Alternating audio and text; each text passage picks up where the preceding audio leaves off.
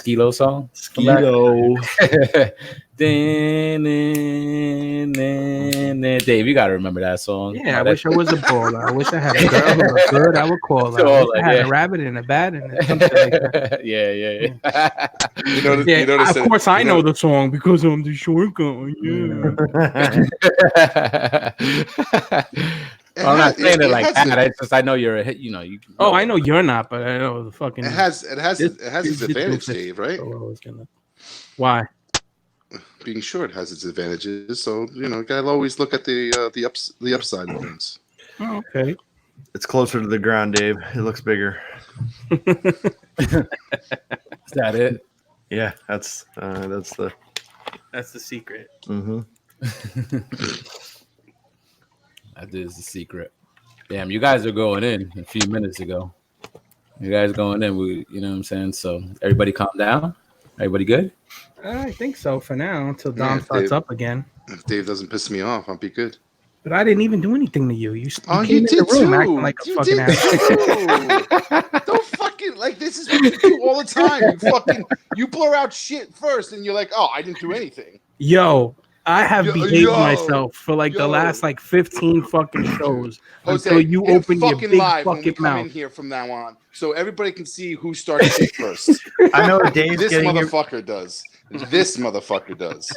I know what Dave's getting you for Christmas. Look at it. Look at his fucking little weasel smile that he's trying to hide behind the fucking mittens. But the thing is, most of the time you get triggered over nothing. I'm not really saying anything to fucking get you mad. Well, whatever. I don't get triggered. I'm just calling you out on your stupidity most of the time. Oh, really? Really? My stupidity. I'm the only stupid one in here. No. I know what Dave's getting you for Christmas, Tom. I don't give a shit. I'm returning it. JD, what is it? A unibrow shaver. Unibrow shaver. Dude, he even insulted you this weekend, JD. I did that. Was not an insult. Yeah, I was actually trying to fucking motivate my own self-esteem. Oh, really? That's what it's all about, right, Dave? Put other people down so you can rise up. Rise up. Oh, good times. Okay. Jesus in the making right over here.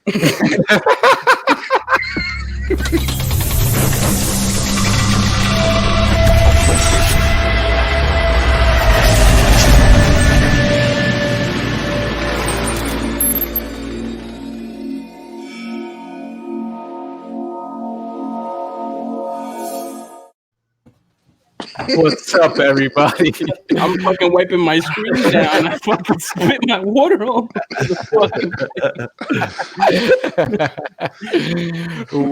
What's up, everybody? Welcome to episode 83 of Breaking the Mold. I just want to point something out real quick. Yes. Dave had tissues readily available. He did. Right at his computer. Yeah, right next to the lube. Doesn't everybody? Oh, shit.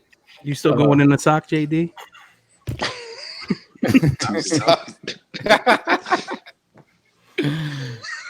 That's why JD doesn't. You just gave him an idea. Anyway, sorry, I didn't mean to sidetrack there. It's okay. What's up, everybody? Welcome to another episode of Breaking the Mold. Don't forget, you can find the audio version of this podcast on all audio platforms, iTunes, Google Play, and many, many others. Please remember to subscribe and leave a 5-star review. If you're watching on YouTube, please subscribe to the Realm of Collectors YouTube channel and give this video a thumbs up if you haven't done so already.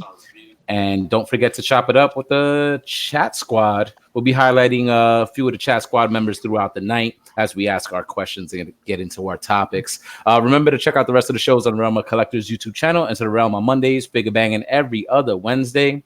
Should be coming back very soon. And MPSB Theater on Friday nights. All those shows are available, except for Finger Banging, on audio as well. So I'm Harrican BX. Let's say what's up to the rest of the crew. We're down a man. Hope he gets in here soon. But Energon Addict, what's up, Hop? Yo, what's up? Happy Tuesday, people. Happy Tuesday. You know, I feel like I just was with all of you, like, you know, just recently. Yes. Yeah, very recently. I was wonder very brief. what it was. It was brief. It did go by quick, right, JD? It did. Yeah. Way too quick. Yeah, but it's always nice to know that, you know, we can get together a few times a year, you know, getting together hopefully next month again. And then the month after that, and then it should slow down until, you know, the new year. But, you know, still nice. We're getting together again next week. Yep. Some of us. Some, not all. Sorry. Well, sorry. Who's the Hershey? You guys going to Hershey? Mm-hmm. Hershey. Yeah. Place on earth, Dom. Hershey. I loved Hershey Park, dude. Get some chocolate. Good memories, man. I don't see these dudes coming up to any New York cons, right, Jose? I'm just saying. Oh, wait, what? New York Brink. cons? What New York cons? Only Brink. You know, he did come to 5 Points. He did. I came to 5 Twice Points this years year. in a I row. came this year. That's true. You see what I mean, Dom? Nobody remembers you. It's the way I like it. Yeah, but Dom, you Fly below the radar. Dom, Brian's driving from Delaware, so that's not even the same thing. You're just a state away. You're an hour away at most. Yeah, I'm in that other state that you guys don't consider a state because New York is so great. Oh, look at this. Oh, It's Jersey salty dude over here. All right, Brian Brink, what's up, dude? what's up, you guys? How you doing? Can you hear me all right? I'm having trouble hearing you guys. Yeah. I hear you. I Turn hear up you. my volume. Getting used to this new headset. Oh man, dude, I shouldn't have took off Monday. Monday was rough, or today was rough because of that. But all things are good. I don't know. I'm fine. I'm tired. I'm a little overwhelmed. I guess it happens. I hear you. Around. Yeah. But and that was only one day, man. It's not like one of them 4-day TFCon fucking marathons. Oh, dude, it's gonna be wild. Well, we did actually. You know, a few of us had the pregame on Saturday night, getting in, you know, a night early. You know, so True. it was cool. It was nice to have a drink with you guys at the bar. Indeed. Hey, and you know, it's a shame Gary's not here because I finally did what I wanted to do, and I tracked my foot traffic for an entire day through that con, and I walked 7 miles in that hotel. Believe it or not. Nice. Crazy. It's crazy. So hey, man, toying is exercise. So what can I say? Yeah. It was funny when you actually showed the screenshot of that, because it's like you see it all like just in the one space, and then there's random lines outside the hotel. Yep. You know? There's the one line where it's like, do I want to go to Houlihan's for lunch? And then I changed my mind and walked back and didn't go. Have you guys did you guys eat at that spot? Is that where you guys went for dinner? No, we went there last NJCC. Okay. Hung out because the bar closed early. And that's when me, Dom, and EE Prime, Dom's gone. Sorry, Dom. And we stayed up way too late and all that other good stuff. Mm-hmm. So how was the food there? It was good. I was actually thinking about making a late night run there to get some food. And I don't remember eating there. Well, I have that chain out by me, and they're pretty good. Yeah. All right. Houlihan's is good. When I used to work at Circuit City, we would have one right across the street, and we'd go there all the time. Mm. It was fun stuff. All right. Also, it's a franchise place, so they have spots all over. All right. Yep. Can't remember the bartender's name. Some dude, he had a goofy name. Is like a last name that was a first name or something. And he would just sometimes he'd be like, "All right, man, give me my check." And he's like, "I don't have one for you." I'm like, "Oh."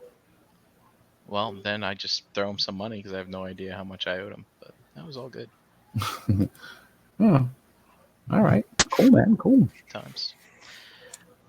Wait, Brian. So you don't remember that bartender's name, but do you remember the bartender's name from the hotel bar? Kathleen with a K. I will just say this. I did notice she had a ring on her finger, but I did notice she was looking at Mr. Brian Brink quite a few times. And they had a little conversation about IPA beers and, you know, pretty in depth too. And, you know, she even offered to push the liquor cart up to his room. before we left, but he was just like, "Oh, okay." She was just joking around. I don't know, bro. We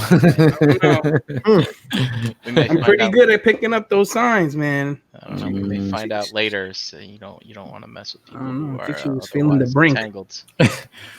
She could have felt the brink. She wanted to get analyzed. You bet I was splitting a room with old Chris and Mason that night.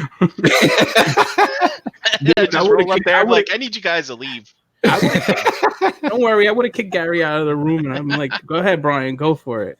Right? I just left the door open so that way, could just peek in when hearing that, No. That's great. That would have been great. Well, maybe if the restaurant had opened the next day, things would have Yo, been a little bit different. that's a travesty. That's a fucking travesty right there. Because on a convention day, mad people, they would have killed it.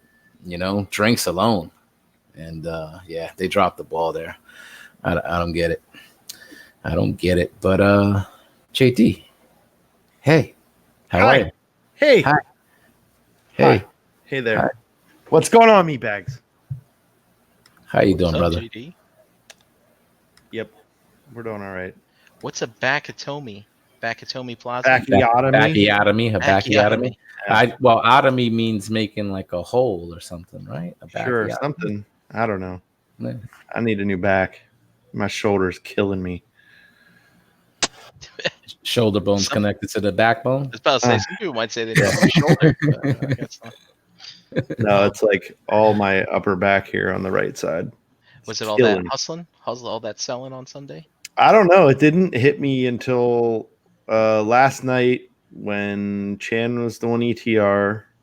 I was sitting there dremeling out a head for a custom figure, and from that point on, it was completely unbearable. I couldn't look like I can now, but it hurts to look that way. If you're hunched, But I over for a couldn't. long I couldn't. time, that'll mess you up. Yeah. Well, that's how I live my life. I make my living hunched over people. Hmm. It sucks. But yeah, was using like some massage thing. You guys saw it in the pregame. And then my boss, he knows some tricks or whatever, and he kind of helped me out. So it's a little bit better, but to explain my in search of. But yeah, other than that, good. It was a good weekend. Had fun. It went by way too fast. Mm-hmm. Yeah, the fact that it wasn't 2 days, Sucked. I felt like it took away because after day one, being in the show floor hustling, being able to go to dinner, like hang, like afterwards, and then just sort of wrap it up on Sunday, like I always feels like that's a complete experience. It did feel like it was sort of like half the experience this time. Yeah. Yeah. Like it was on fast forward, right? Yep. Right? Mm-hmm. Mm-hmm. Yeah. It's true. Yeah. But but good times overall though. Good times. Yeah. And then whatever. Sunday we just because of being no doubt. Hot yoga, bro. Hot yoga. You gotta do hot yoga. Bots in Disguise is a cool dude. It's good to meet him. Yeah, it's good to meet him. Yeah. But he's got to change that avatar, man. That last night Prime shit's got to get the fuck out of here. Come on. We chopped it up pretty good today. Him and I. Brink's in a bad mood tonight. Are you Hey. talking bad about Prime? Come on. Hey, He's tired. Yeah. Speaking of tired, I've been up almost going on like 20 something hours at this point. I was doing some overtime. That's why I couldn't hang out with you guys last night in the chat and on ETR. I was taking a little nap because I was doing a night shift at work and had to basically kind of wait 2 hours in between to start my 9 to 5. So work was like an 18-hour day. And now I'm here hanging out with you guys. So, but I feel good. Like I feel like I caught a second win. Like if it's like a normal Tuesday night, you know what I'm saying? So I'm sure after the show, I'm going to be like, nighty night. Normal. nighty night for like a whole semester. Oh, spoiler. Yeah. Oh, Hmm. yeah. we'll get into that. But the weekend was good, man. It was good to chill. I made like barely any money, but yeah, that I just attribute that to not really being at a table and sort of like wheeling, dealing, and interacting with people as they were like walking by and stuff like that. But I did like the fact that I was able to sort of kind of hang back and talk to like Dave, like on the chair. I had a nice conversation with Dom. I had a nice conversation with a few people there. Some of them unverbally challenged. So check out that latest episode. Cheap plug. So it was a good time. Like Dust said, I think in the chat a few minutes ago, it seemed like a very like mellow, laid back show, but still very, very good time. Mellow. So and now we're here. Mellow. All right. I thought we were having some technical difficulty. So Dom, what's up, dude? How are you? What's up, August? How you doing? What's happening? Good. The weekend was great. It's nice to see you guys again, except for Dave, because he constantly busts my balls and question. Oh God! Constantly is there a crybaby gif in this? And I question our friendships every day.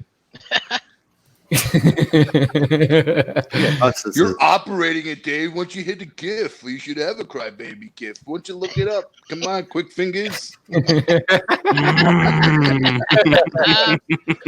Come on. Just put unibrow in, Dave, and just show all the unibrows that you can possibly find. There is one of those. That's a character from Muppets that I truly love. Bert and Ernie. That's my favorite too. Dom's just mad he only sold one Deadpool this weekend. That was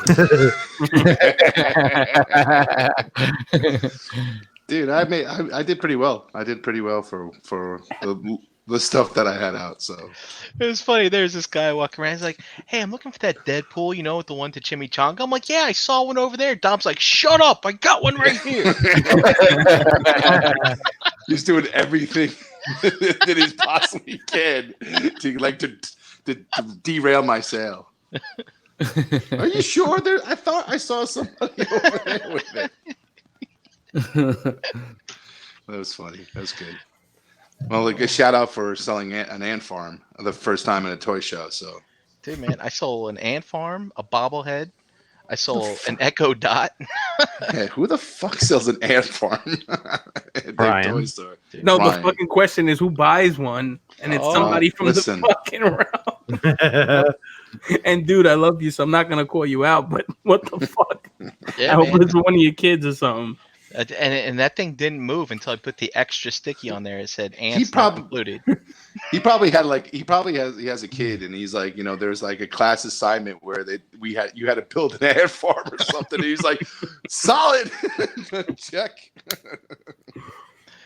Funny thing about that ant farm, I remember I got it at Ollie's. I was out there hunting for Trypticons or some shit, and of course I was late. They were all gone. I was like, well, I can't leave fucking Ollie's empty-handed. I was like, I'll buy this ant farm. Omega Supremes. You're looking for Omega Supremes. They're already there. Did you sell people? Did you sell that, Brian? Yep. Brian, did you sell that Optimus Shelova figure for the $1 that you did, right? Yep. Somebody actually, who bought that? I don't know. Some guy, he just walked up. I remember he had glasses. I don't remember much else about him, but he's like, is this really $1?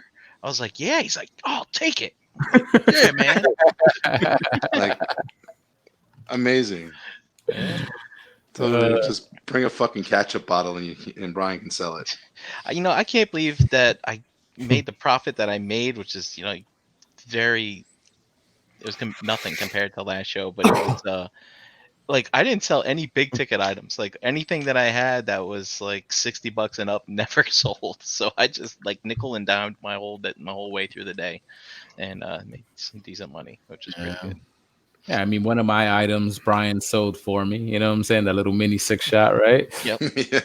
And then the 3 big main items that I brought that I thought would just sell, no question, didn't move at all. And 2 other random pieces that I brought actually sold, like that G Creation Town, that other vendor from that we usually see at these shows. I don't know his name, but he's cool. We always see him here in that Toy Con. He took that, and then Ace raped me for my great shot. He just basically got it for half price. I was like, all right, whatever.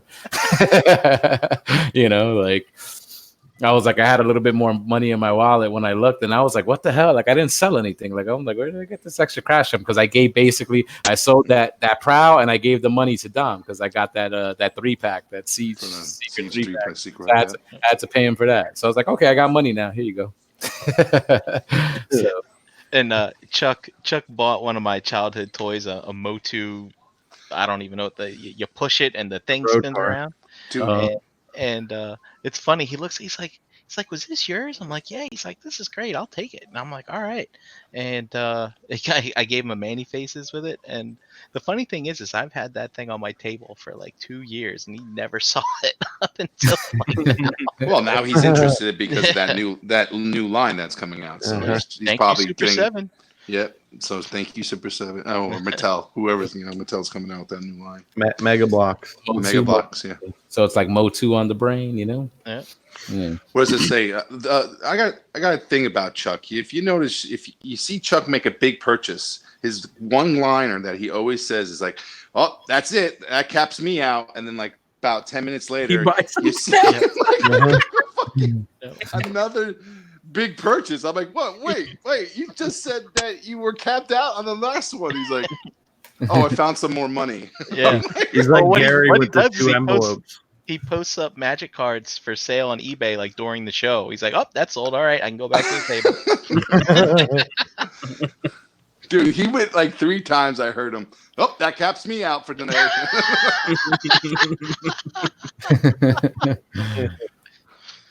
That's Oh, I guess he has that rising ceiling all the time. He just hits a button and it goes up another notch. He's like Gary. He has the 2 envelopes. True. Except he's got like Didn't 5 you notice? Did you notice that Chuck was a little bit taller? It was shrinking during the day. he was standing on stacks. Stacks, yeah. oh yeah, man.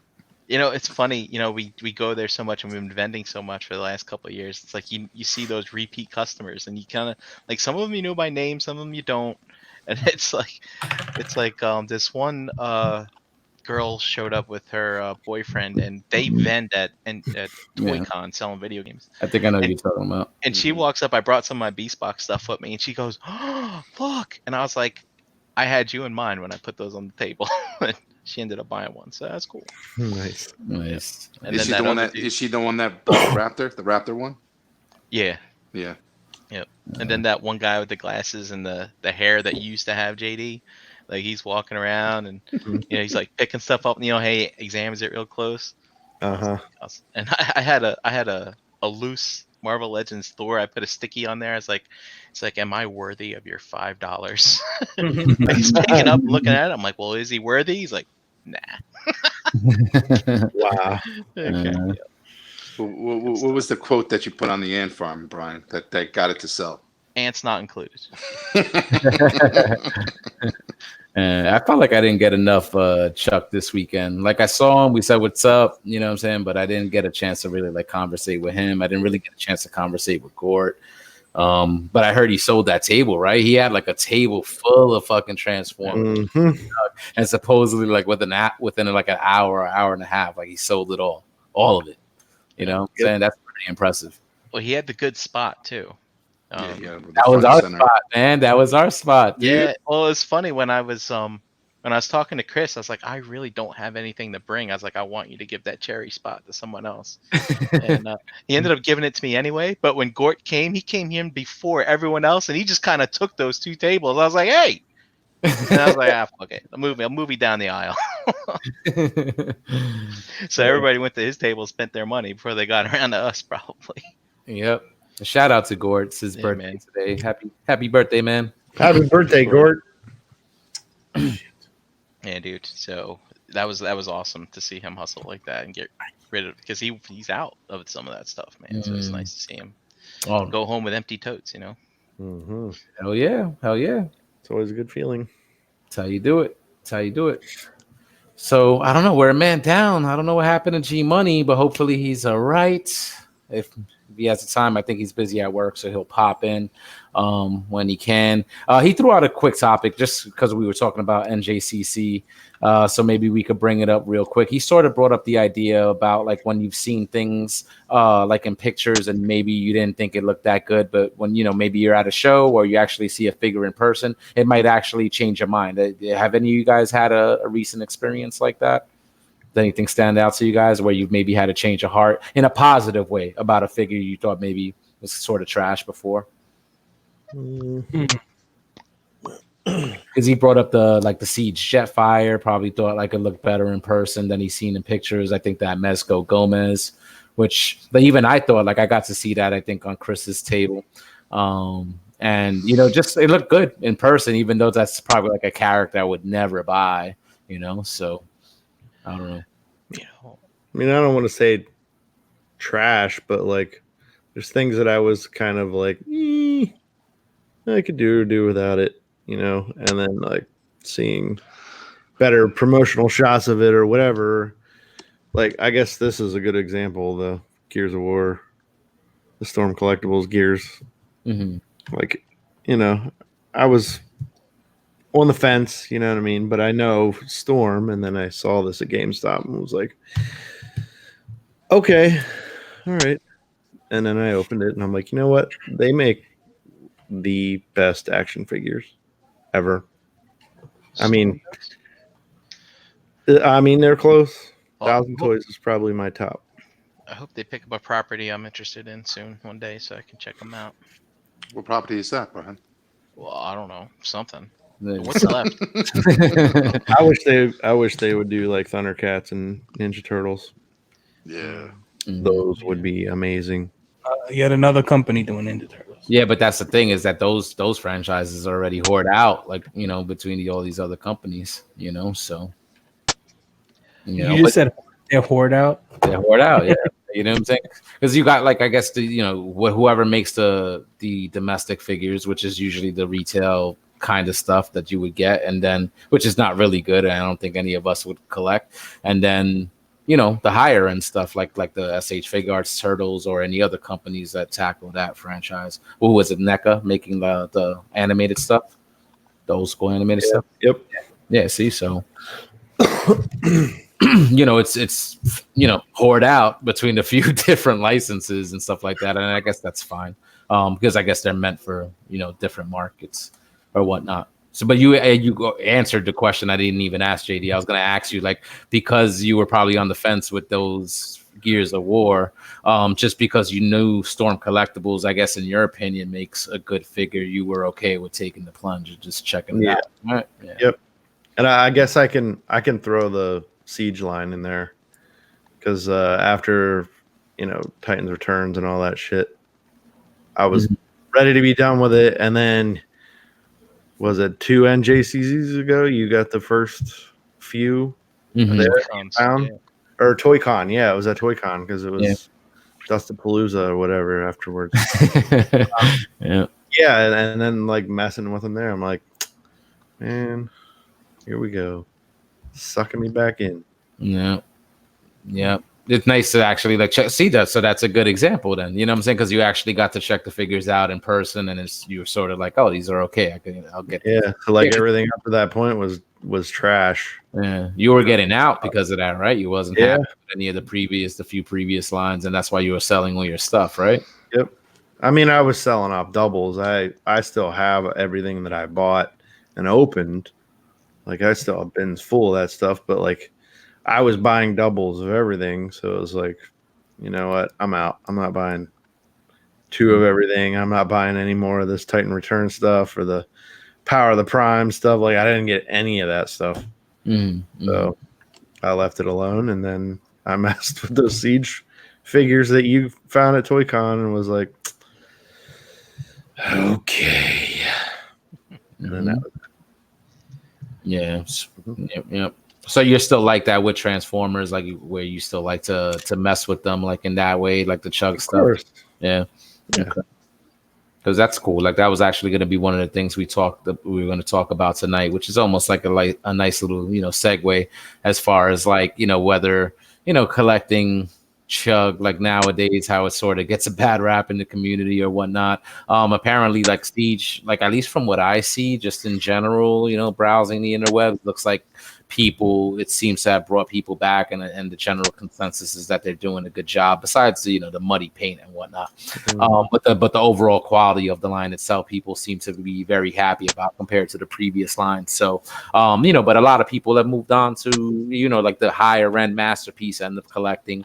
And now even like there's even higher end stuff now with like the Flames toys, $300 and higher now pieces coming out, non-transformable but highly articulated, very high quality type figures. So like the bar is being raised in a way. So it draws that interesting question. It's an interesting question to see. Like is Chug still a viable option like out there compared to these nicer items that you can find in the market? I mean, third party being available for years, and now these nicer items that we're seeing in the marketplace. What do you guys think? Because I know Dave, like you're not into any of this retail stuff anymore, right? No, and it's not that I don't want to give it a chance, or it's just that I have accumulated too much, so I need to like either stick with something and not really go outside the box and just like buy something just because. Mm-hmm. So like now I gotta kind of start slimming down my lines and I'm really not trying to start anything new or go back to anything old either. Mm-hmm. Mm-hmm. But that's just like in regards to like the Hasbro stuff. Like you're still collecting like MMC and things. Oh yeah. I still Well, if you're talking about Chug per se, I do still collect the MMC stuff, and I think it's just for my love of the IDW stuff. Mm-hmm. Mm-hmm. I still read the comics, or ones that I haven't read, but I've read most of it, and I even go back and read it sometimes, and I fall in love with the fiction, and that's what gets me into the figures again. Yeah. I feel like the MMC stuff is very specific though, because it is based on the IDW, that whole line right there, Mm-hmm. So yeah, it's kind of it's in its own realm. Mm-hmm. What about like other like different like you're not into like the Made Toys cross dimension stuff or anything? I started buying that stuff, but I just kind of it took a little detour, so to speak. Like I have like maybe about 4 or 5 of them. Like I have the 2 primes that came out. Which one? Okay, so there was the Striker Nor, right? Mm-hmm. And then the Striker Manus. Yep. And they had the Thunder Manus. But I bought the black one. Okay. Right. What else do I have? The Jetfire. I have the Megatron, the double barrel gun, right? Yeah, and I think that's it. I think that's as far as I went with the line. I love that toy. And the only one that I was probably gonna try was the Jetfire that they did. I kind of like the look of it, but I just never jumped on it. Yeah. I might actually have to. I might get rid of some of this stuff. Either that or just keep Megatron and Optimus. Call it a day. All right. So totally out of Hasbro, but you still collect some of the third party, I guess you could say Chug scaled stuff, and then all in on Masterpiece. I know you're all in on that stuff, Yeah, I mean, all in to an extent. I actually haven't bought anything Masterpiece in a long time. I think the last one I bought was Road King. Mm-hmm. And I have Maverick on hold. And before that, I can't even tell you what I bought last. It was probably something Fans Toys. Like it was either RC or Springer or something. Did you buy Skid? Did you buy Skids? Oh, Hot Rod. There you go. Skids? Yeah. X-Transbots. But that wasn't that like a long time. It feels like that was a long time ago. I think that was at TF Con. It wasn't too long ago. It was in the spring, yeah. This spring? Yeah. This spring, yeah. It came out this spring, yeah. I don't know. Like early spring. I do have that one too. Yeah. But I never transformed it, so it tells you like how much I care about Skids. Oh, my arm. His arm spin. All right. So I would say for me, definitely the cross dimension stuff. I mean, I picked up Striker Manus obviously because it was a prime, but in relation to with this being Gary's question, I remember being at TFCon, seeing it in the case last year. that really struck a chord with me. But the last thing I can remember impressing me, because it was something I'd never seen before, was some of the Mezco stuff. When I went to Pinkerton's house once, I think when he first moved up here, he had some 112 figures with soft goods.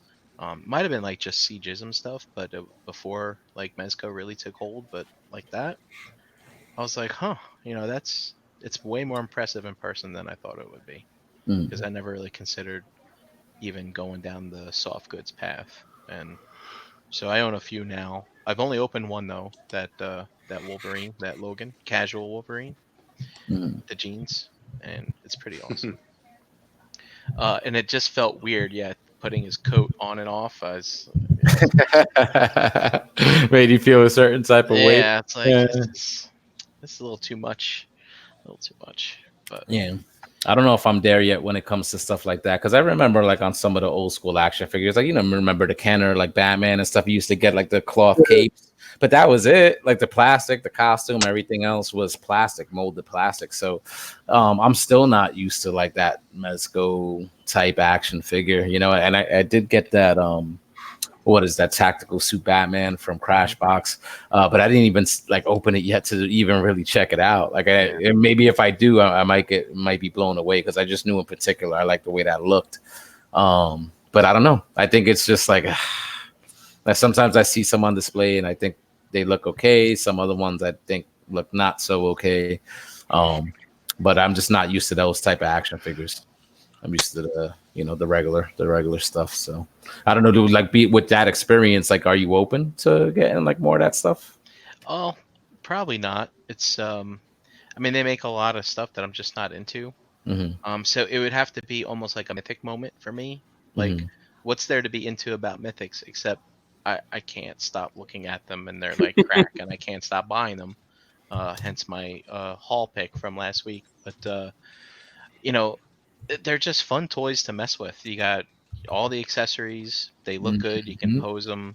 Um, and it's definitely something to use when you're stepping up your display game. Uh, they look great in pictures. Yeah.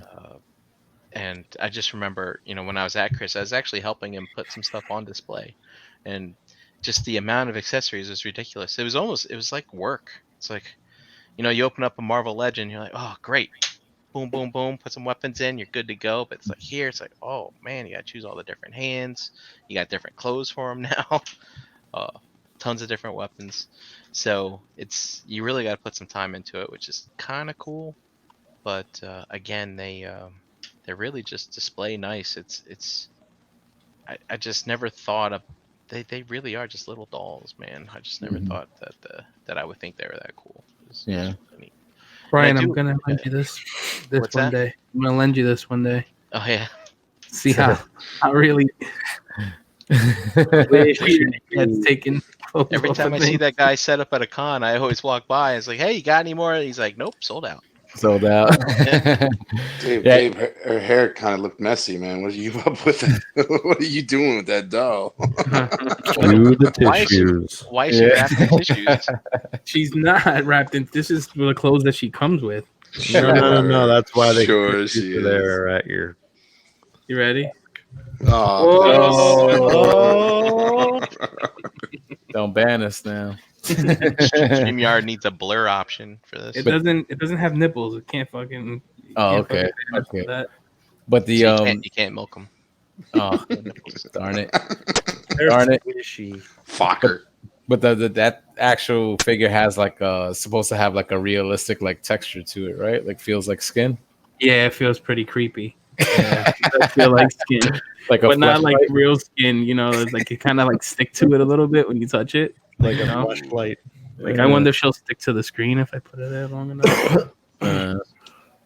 Well, Brian, in regards to Transformers, like I know you're into Masterpiece and stuff, but do you still collect and chug? Because I know you're sometimes in and out, like you buy and then you sell. So like, how deep into that are you? Like, do you still like to mess with those type of figures as far as having fun with them or whatnot? Yeah, I do like to mess with them, and I only pick up a few because I have a few focused collections. Like, I've been trying to collect all those fembots from the Alpha Search for Alphatron, not Search Alpha, is it Search Alphatron? I can't remember whichever episode that was. And we finally got all those, even though they're all the same mold and they look like trash. But I have a Wreckers collection that I've been slowly putting together, and someday I think I have them all now that I want that I can put them on display. And I think once I display them, like, oh, done. All right, see you on the table, But Yeah. but the combiners, I do collect the combiners in that scale. So basically, I do the turd polishing with the upgrade kits for the combiners. I got Abominus over there. I've got the Superion, and I think all the rest are third-party stuff, like the Fans Toys Motormaster, Fans Toys Bruticus, which is that like heavy turd polishing, right? It's that old what was that? Power the Spark or whatever the heck that old set was. Remember that? That old Bruticus set, and then Oh Panda yeah. released the 2 bots and the upgrade kit for it. I got the Make Toys Defensor. So I do collect in that scale. I do collect the Titans still. And I'll pick up the primes that come out. But other than that, yeah, I do, I dabble in it, but I don't go hardcore completist or anything. Not hardcore all in. And Don, we've discussed on previous episodes, because I know sometimes you approach it from a different way, because you vend that shows like this, NJCC and stuff like that. Are you gonna do TFCon this year or no? No, I'd rather hang out with you guys and All right. vend on a table all day long. It's work, but I haven't gotten through all my stuff, and it's just that I wouldn't be ready for that show. Okay. And it would be a lot of work for me to go through everything to get what I want to sell in that show and make the money to cover the table costs, because the tables are very expensive. Oh, okay. So that's cool. At least you'd be able to hang. Yeah, and I actually, think I prefer that. You know what I'm saying? You get to hang out instead of going there as business. I think it was like 2 tables last year when I went to Reston last time. It was like $430 Holy moly. Yeah. For the weekend or per day? for the weekend, the whole weekend. Shit. Well, at least you get You get 3 nights. You get 3 times, right? You get Friday. No, open no, up you- Friday? they don't No, that's open it BotCon. Saturday That's and BotCon. Sunday. Yeah, Mhm. BotCon opened up Friday night, and then at least in BotCon, it was a kind of like BotCon was a little bit more expensive for the tables, not that much, but but you get 3 nights with BotCon, and then I remember TFCon, you get the 2 days. But like I said, That's not bad, it's though. worth it. 2 tables, It's 4 worth it. days. Yeah, that's not bad. Yeah, it's worth it if you bring stuff that would sell, which Transformers definitely sell at TFCon. So like if you got Transformers, like at NJCC, it's a different type of different people coming in. Yeah, but Transformers is great, but like a lot of other stuff sells at that show. Like you got your Marvel people, you got your Pops, you got everybody coming in there. Yeah. Star Wars, All if right. they're still around. Does that like because you do vend and stuff like that, does that change your approach when it comes to still collecting Transformers? Because I know you get have No, collection and you keep that pristine. I'm a true believer that there's no money to make in third party. I don't buy third party to resell third party. Okay. Because I feel it's just constantly changing. There's always somebody putting something better out there. It's just a bigger gamble to do it with third party. Official stuff is a little bit different. Like official stuff. There is a larger population that's interested in that. Just not, the not just us in regards to masterpiece collecting. There's a larger population that deals with official stuff, and they tend to sell easier to predict and what will sell better there, and you can make a decent amount of money if you do it right. And I guess you don't buy all the shelf warmers that you don't want to buy, and then all of a sudden you're stuck with a bunch of product. But that game has changed though. Like I remember going to NJCC, which seems to be the theme, NJCC. But I remember going there like 3 years ago at least, and anything third party that was on the table would be hot. People would want it. Oh yeah, I remember yeah. the first time we went there, and I put those iGear Mini Warriors. Remember those, the Cosmos and Yeah. the Swerve and whatnot. Like this guy's like, dude, I'll take them all. I'm like, Yeah, but there's you're better options now, right? No, okay. And he's like, they just gobbled up that stuff, and I was like, man, that's crazy. But like agree. now, it's. I mean, Gort made a killing, right? But yeah. yeah, I Like guess it's not. there's a lot of people. Like there's like I remember there was like there was a kid looking for the Combiner Wars Superions, and he was looking for the last 3 jets that he needed to do Superion, and it was Combiner Wars. You know, there's a lot of people like that are stuck with, you know, trying to go back to those combine. I mean, you gotta remember, Combiner Wars is like the first time Hasbro ever started doing combiners again. So to get your, you know, when you talk combiners, the only things that you were able to grab is G1 stuff or you know, third party stuff. But like third party was kind of like, you know, not really, you know, putting out at this time, like, you know, the last year or so, you know, these you know, combiners have been really great, and you know, you get your Pharaoh Rex here and there, but not, there's been a big push with combiners in third party right now, and I think that's where, you know, third party's going, and that's where they're leaning towards, because those combiners need to be done in that scale that everybody likes now, and I think that's where it's going to lead us in the next, you know, year to 2 years to get all the combiners done. But like I just feel like, you know, with official, like that April show, the March show that we did, I sold, like, I brought a couple of the seed stuff. Like, you know, I stopped at a couple Walmarts the last 2 days before the show, and I picked up a couple seeds that I saw, and those things sold like crazy. And it was like everybody was looking for that stuff. They were looking for Soundwave. They were looking for Optimus Prime from the Bumblebee movie. Like a lot of that stuff sold. Like, you know, and you know, at the end of the day, I was like, you know, it's still alive. I think people, and there's a lot of people out there that still collect that stuff and are looking for that stuff. So yeah, it's funny, like, right, how like you only maybe sort of see something like that when you're in that sort of situation, like a convention or something of that type. You know, because when we're in like the sort of social media bubble, like you just sort of see the negativity towards it, and like people talking shit, and it's like everything is like the big gung ho, like towards third party.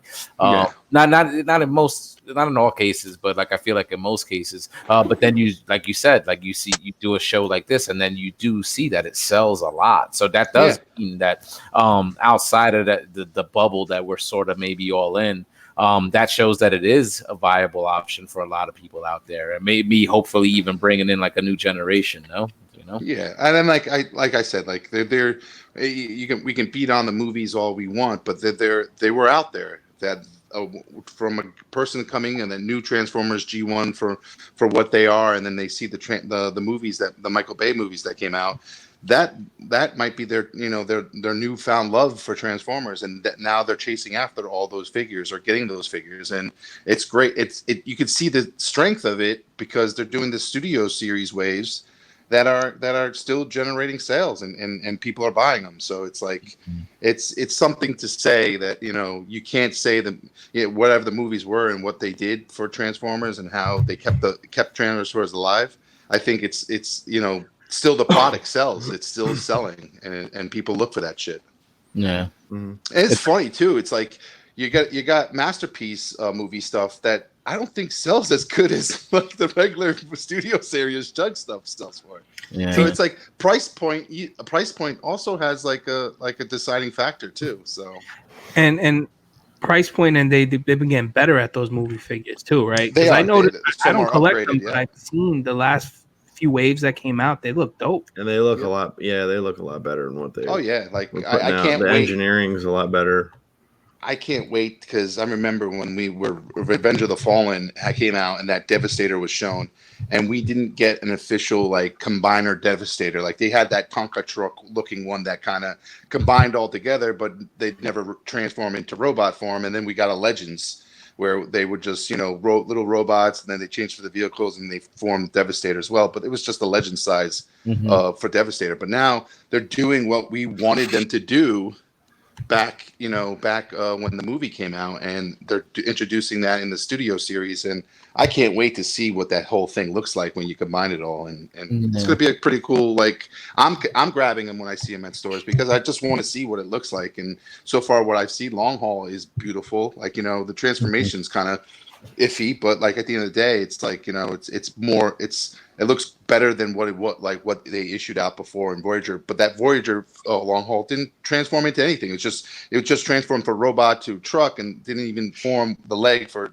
Devastator. So it's like, see, I didn't even know that. Like, so that original one, when they were putting out those Revenge of the Fallen figures, that Devastator they put out, so that didn't transform into individual bots. No, it didn't. No, the big one that came in that big old Tonka, it just transformed into vehicle and into the limb, and that's it. Oh, and then you were able to plug them together to form the big Devastator. But then they issued a Legend set that kind of did all three, but it was like a little Legend set that you can do. You know what? But thinking back though, like in that movie, they didn't transform really into robot mode. No. Well, yeah, you see them during the movie. Like you see Long Haul transformed into his robot form. So certain you didn't see all of them together in robot form. No. Okay. Like, it was like they didn't do justice to Devastator in that movie. Okay. That was one of my disappointments. Like I loved seeing what the new look that it had. What Devastator would look like, and then but like he wasn't a big cat. He should have been a little bit bigger character than he was in the movie. I felt. Yeah. I thought this current studio series line was actually, I thought they were taking liberties because I was like, I don't remember seeing those characters in the movie, but each of these new toys that they're putting out actually has a robot mode. So like you saw Rampage when he was battling Bumblebee and stuff like that. Like you saw their individual robots here and there in the movie, but you didn't see them all together where they would change into the robot and then change into the limbs and then change into Devastator. All right. So you said you're still interested in seeing like what that thing looks like all put together. Oh yeah. So do you still buy like and open the figures and mess with them and stuff like that? You do that when I get a chance to, when I get a chance to. Like I haven't opened up. Like I opened only the only one I opened up from the Devastators is Long Haul because I always loved Long Haul.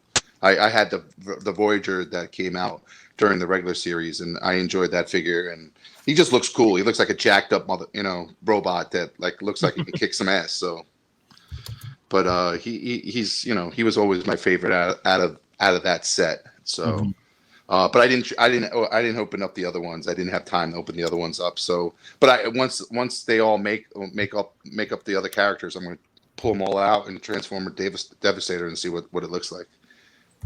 Yeah. So and like I said, like I just the official, unfortunately, like with the Chug and with cartoon series and stuff like that, it has media, and the media tends to get out there to more people, and those people then look for those particular toys.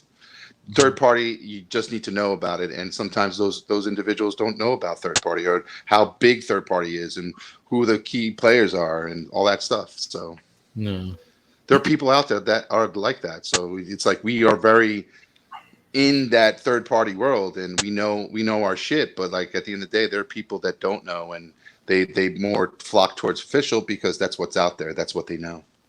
So that's what I feel. But eventually, and then they come to conventions like this, and we talk about third party. They see, the Chosen Primes and all the booths and everything. If they ever go to a TFCon and see all this third party merchandise being displayed out, and then all of a sudden you see their eyes, because it's funny when you walk around and you see somebody who's introduced to third party for the first time, their eyes are like fucking out of their sockets, going, "Holy shit!" Oh my god, what is this? Well, it's funny you say that. Chris had his Dinobots on display for sale at NJCC. Pinkerton did, and there were people coming up like, "What is this? I didn't know these were this big," kind of stuff. So. Dude, I had a high school friend that came over one time, and I showed him all the Dinobots, and I was like, he's like, who the fuck made this? I'm like, I'm like a third party, dude. It's like, he's like, I can't buy this in stores. I want to buy this right now. I'm like, I'm like, you know, and then I told him the price point. He's like, no fucking way. I'm not buying. You know, it's like to get someone, just an average Joe, to say, hey, it looks great. Like, oh, I want this. Oh, it's $200. And you're like, you fuck. Is that you that pushed the button, Dave? It goes with what you're saying. I'm not making fun of you. Yeah, sure.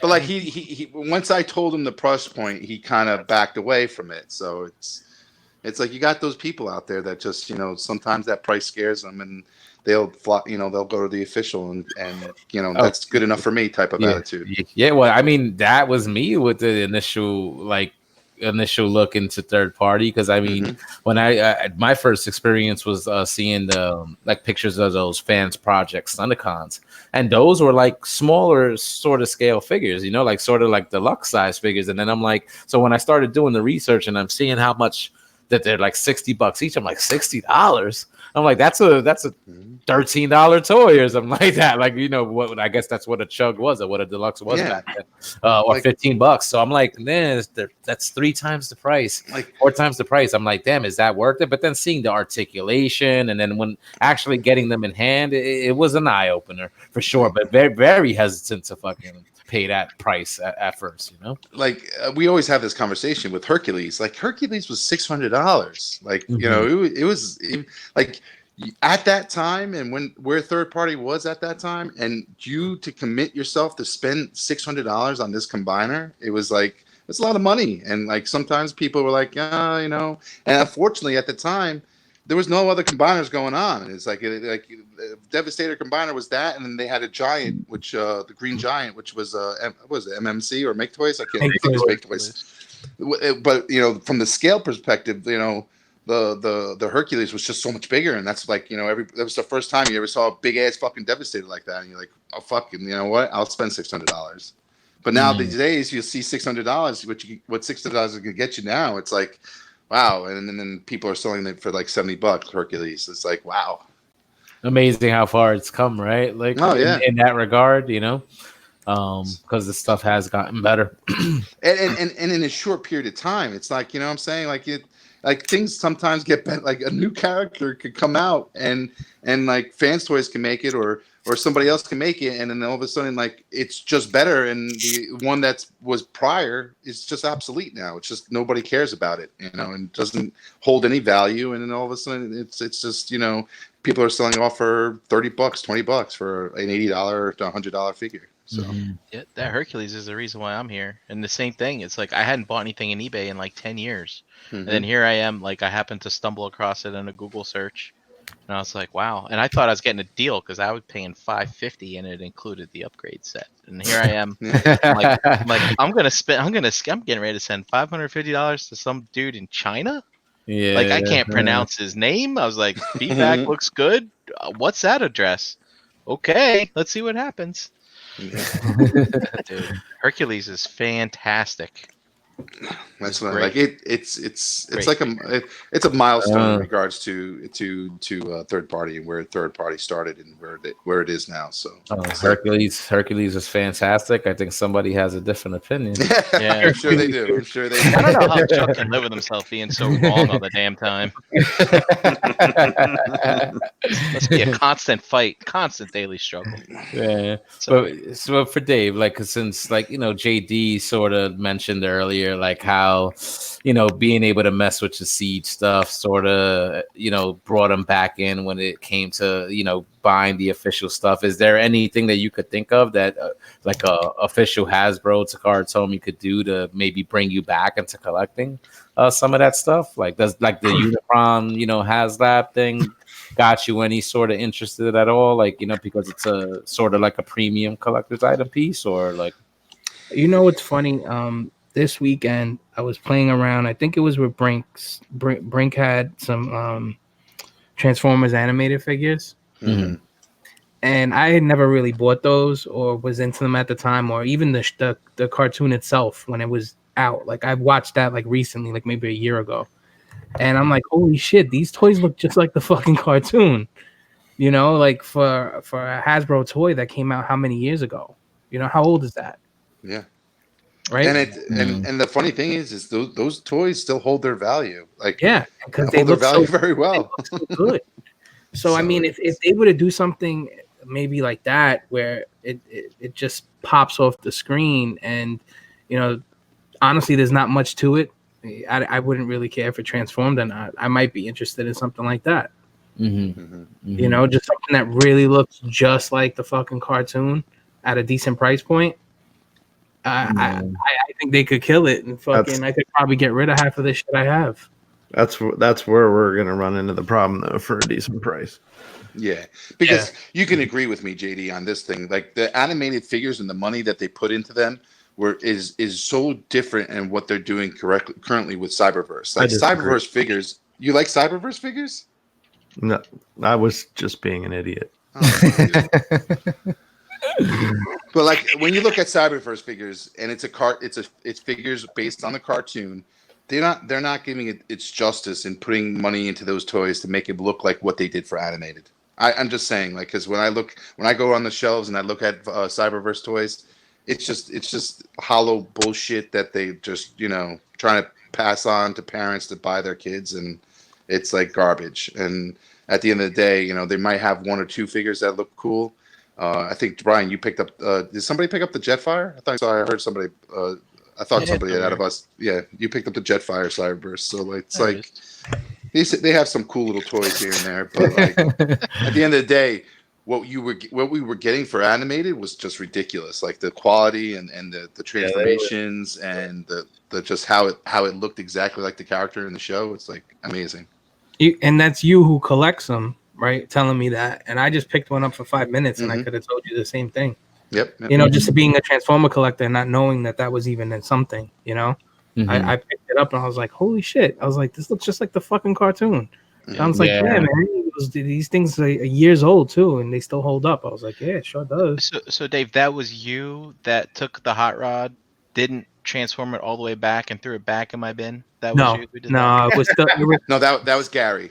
Oh, okay. Oh, see, I was getting put on the thing is I was getting put on the table. I was like, it's all discombobulated. The thing was just I couldn't put it back on the table because I still like that toy. I just threw it wasn't pink. You couldn't do it right. I think I picked up the hot rod. I picked up the hot rod and the Megatron, but I didn't transform anything. And the Megatron was the one I was like, holy shit, it looks just like the fucking cartoon, man. Like, but that was like the praise that those figures got, right? That they did a good job of like sort of emulating the look of that cartoon, but then also having like the interesting transformations like in alt modes, right? Yeah, and the cartoon itself was a good cartoon. Like it paid homage to G1. It was very the story writing, the character builds were really good. So I think all in all together, it was a home run. And unfortunately, this was in the time between Cartoon Network and what was the thing that Discovery Channel was doing with Hasbro? The ABC Family or something like that. Discovery Channel. XD. Yeah, Disney XD. Like something was happening where the Hasbro wanted to do their own Cartoon Network type of thing, and they branched out with Discovery, and that Transformer animated like they weren't like it was a Cartoon Network type of thing, and they like canceled Discovery Kids or something like that. Yeah, something like that. Yeah, and the Hub. Chuck says the Hub. The Hub. Yep, the Hub. Thanks, Hub, Chuck. yeah. Fact, Chuck. So, and Dom, weren't you telling me they came out in different scales too? So you had an option to pick them up if they like. Yeah. There was leader scales. Yeah, there were leader scales. There were deluxe size. There was deluxe sizes, Voyager sizes. So certain figures like would get a Voyager, but then they also get a leader. So like for Bulkhead, the Voyager really wouldn't scale with the deluxe sizes because the Bulkhead was kind of a bigger figure, so they made a leader class figure for him. So. It was pretty like the line itself was pretty cool, and the story in itself and Optimus Prime was completely different in and how his character was being built, and where you start off and introduced to Optimus Prime and where like his team building was and his leadership was. It was cool. It was really cool. He was the youngster. It was a Lion-O sort of situation. Exactly. Yeah. Up and coming type of like, and then I'm not a leader. Why are you make me a leader? Exactly. So it it was interesting. Like it was almost girl. had a little bit of taste of the Beast Wars type of characters and stuff like that, where you had that young leader, Optimus taking up alone and getting questioned by his teammates all the time and stuff like that. So Yeah, That girl Sori or whatever, she was annoying as hell. yeah, that was kind of the human aspect, but she was really human. Spoilers, but yeah. Oh, really? Oh, thanks, Yeah. Tom. I actually started watching that on Tubi TV, and You you're should, right. you Like should. it is actually pretty good because I know I initially was completely turned off because of that Ren and Stimpy looking sort of animation. Yeah, Like, What's I wrong with didn't- Ren and Stimpy? I mean, I used to watch that, you know what I'm saying, back in the day, but I just didn't like the way the Transformers, like the way they looked when I was seeing it in all the promo art. So I never gave it a chance. But now, like actually watching it recently, I was like, yeah, it is pretty good. I like the continuity between the episodes. Like it's an ongoing story, like It's an especially ongoing story. the And then they Megatron have aspect, you know. And they have like sometimes they'll have one-off stories that they just do, and then eventually the next episode picks up from like a couple episodes Filler. before and stuff like Filler that. episodes. Yeah.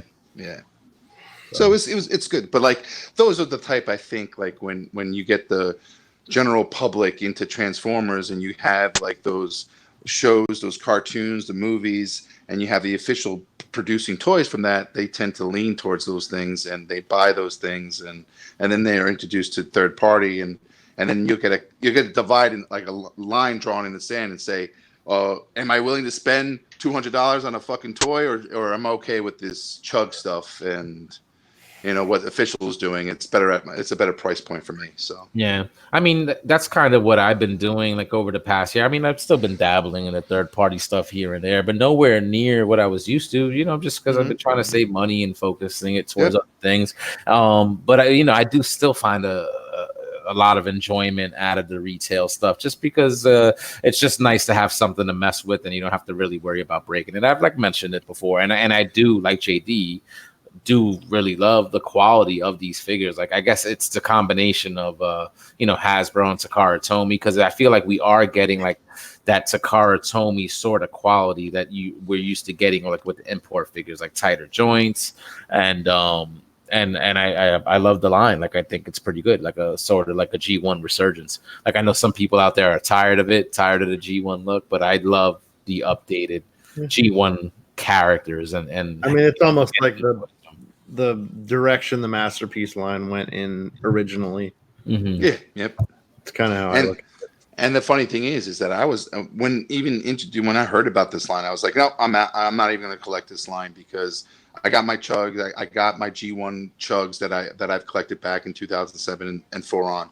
And I'm like, and then all of a sudden when I saw the figures and I saw how good they were, and I was like, holy shit, this is, it's great that they're doing it because it's like it's just a resurgence of G1 and they're doing great toys again like we experienced back in 2007 with Chug. So it's like a rebirth and now they're doing what they're doing now and they're bringing a whole other fan base again and even getting new collectors into it because when I'm watching YouTube channels with people who just collect action figures, they'll talk about Transformers Siege and they're like, ooh, I can't resist to buy, and then I bought it, and they buy a Soundwave, and they buy they're buying all these other stuff, and like that they typically wouldn't dabble in Transformers but through Siege, since it's just such a great homage to G1, they're buying it and they're dabbling into that. Mm-hmm. So, and hopefully we'll see what that new Netflix series has in store. Yeah. Well, Cito just brought up like a good thing, like as a quick little sidebar, and Frank just mentioned the cartoon. He thinks the weakest link has always been sort of the human interaction. How Brian just said, that girl was annoying and animated. Like, do you guys agree? Like, would you rather see? He said, "Give me a Cybertron-based series with no humans, and shit will be killer." I agree. I totally As agree. adults, Yeah. though, is our view skewed on that? It is because I think the purpose of those cartoons is and those kids being introduced is just to get the kid familiar. Like those are kids watching the cartoon and getting familiar that but there's The some- original I- the G1 cartoon had humans in it. exactly. Yeah, but if Same I thing. think back to the G1 cartoon, I didn't care about the humans as a kid. Yeah, I didn't either. Wait, that Brian, that's a typical adult telling you exactly what you think kids want. Like Right. that's what they But think. kids what the kids are kids different want. They now. don't Kids care, have yeah. to relate to stuff. They can't. Exactly. So. I- Go ahead, I- Steve. They got to relate to their iPad. That's how they relate. But the fucking funny thing is that they've been using that formula over and over and over again, and it's like drop it, just drop the human aspect, and it still be good. Dave, what were you gonna say? No, I was just gonna say. I mean, I would welcome them to do something for adults, just G1, no humans. Again, I'm a big IDW guy. I would love them to do that kind of stuff. Reintroduce people to that because a lot of people don't really know about that. They only know about the G1. And when I say a lot, I'm just talking about Transformers people in general because I just got into it a year ago. You know what I'm saying? So I'm not sure. Dom, do you read any IDW stuff? No, I haven't Right. read any I think you would IDW. like it. You know what I I mean? would, I I think would. you would really get into it. So if they did that, that would be dope. But it raises a question. Like say we get it right, and let's just say they do G1 all over again, and they give us a fucking adult story. They hard hit it. These dudes are at war. It's fucking in depth. It's fucking dope. But they changed a bunch of it. You know what I'm saying? Like they changed the look of a lot of the characters. And let's say it hits the fucking roof. Like we all love it. It's the dopest thing. Netflix signs it up for fucking 3 or 4 seasons and we're ready to go. And then they start making toys. And then Yep. then what? You know what I mean? Then what do we do? Then, that's a whole new line of stuff we have to start collecting essentially. Mm-hmm. So it's like, hey, be careful what you wish for because everybody here is like, oh, I can't wait to finish my G1 collection. But who says G1, G1 1984, 85 is done. G1, if they started new, this is just a brand new rendition of it. Yeah. So I got a ton of IDW toys that agrees with you, Dave. So Yep. Yeah, well, it has to correlate to like what you love, especially like if there's fiction out there that's like wow, that's gonna wow you, then that's gonna entice you, I think, to get into more of this stuff, right? Like especially if they're giving you the ability to buy those characters that you're digging, like in the comic books, like right, Exactly. Yep.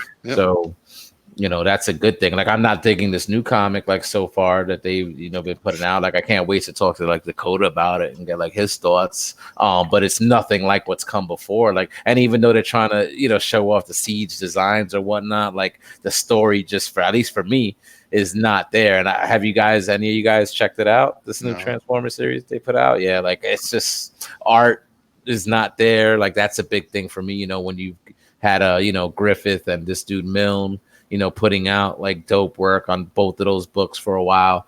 Like I feel like anything else, like you have to keep it at that level or go above. And I feel like the art took a step down, and then the story that they're telling also took a step down. And it's just like, what's the story that they revamp it again, or is it? I mean, they're trying to take it back to the beginnings of the war, like, and you're sort of seeing like how the different factions are starting to get into like the beef, but it's just the first few issues were just like super slow, felt like they weren't getting to the point, sort of picked up by like issue, like, 4, 5, 6.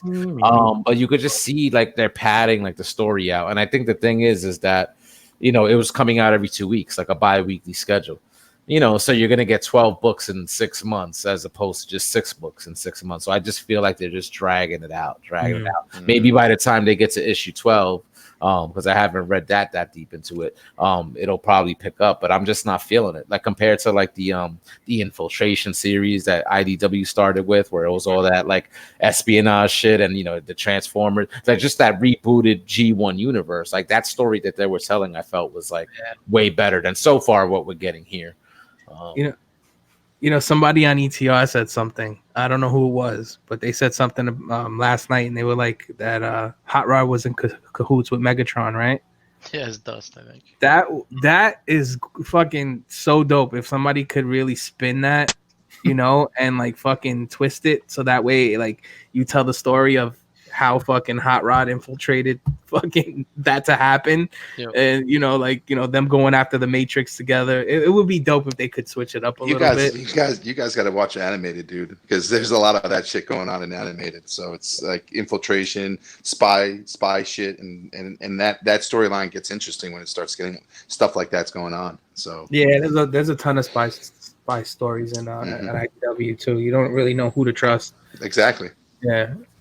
But like, I just feel like it's going to be hard for if somebody puts out a cartoon or even like a CGI, kind of cartoon that's more geared towards adults. Are they going to make toys for that? Like, it's. I think like the industry thinks like, if there's a cartoon, we're going to direct it to kids because then we can make action figures and sell them to kids. Like, I don't think anybody in the industry is going to be like, you know what, let's make a cartoon more towards adults, and we'll make toys for that cartoon, and adults are going to buy those toys. Like, I don't think they think that way, and I don't know whether we're going to get like Prime. I remember when Prime came out, and all of a sudden you hear the complaints coming out. Oh, it's too dark. It's too dark. It's too dark for kids. It's too dark for kids. I loved it. Fucking loved it. All the adults loved it, and then wherever they were getting that feedback to saying that it was dark for kids, but like I know certain kids love that show.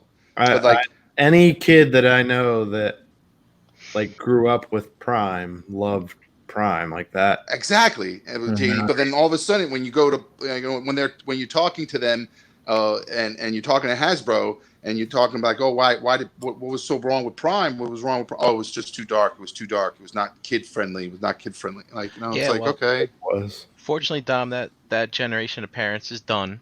We got a new generation, so we're ready to go dark again. Let's train these next generation, right? It should be a cycle, right? Like, yeah, it should be a cyclical thing. You know what I'm saying? But Prime, I mean, it had its kiddie aspect too, because I mean, you had the kids, and so the interaction with Miko and Bulkhead, and certain little things would happen, like where it's just still sort of kept that. That kid flavor to it to make it okay for them. But I thought the storytelling as a whole was definitely a little bit more mature, but not anything that was too much for a kid to take. Exactly. But Jose, I'm just saying, like, when I went to BotCon conventions and we were talking to Hasbro about like fucking Prime and the future of Prime, and like they were just explaining, their thoughts on where, why Prime was discontinuing, and they were taking, going in a different direction, and that's what they would say, and I was like, really? I'm like, I never thought that it was too dark. Yes, we were salty. We were very salty at the time. Yeah. So I mean, I could get it though, but and I guess it's a smart move by Hasbro, because if you think about it, they do have to sort of, not to keep harping on this, but they sort of have to bring the kids back in, I guess, to keep the franchise going. I mean, I guess we're not going to be here forever. We're not the ones that are going to be driving in the long run, right? And guys, I'm sorry to tell you, but Rescue Bots is probably the most successful Transformer cartoon out there. It's like it has the most episode runs, and I think it's like still, I don't know whether it's ended or not yet, but like it's fucking, their seasons are like great. Like I think they're up to 10 or 12 or something like that. Mm-hmm. So it's very successful in that age group, and it does very well. I don't know any better. Well, but JD, that's what that's what Hasbro is looking for. That's what that's their target audience, and they're feeling like they're losing that next level of target, which is where Generations is supposed to take place. And guys with unibrows. Okay. Very funny, JD. Very funny. All right. Well, before we totally switch gears here and switch up the topic, just want to give you guys a quick reminder of some of the other shows you can see on the Realm of Collectors YouTube channel.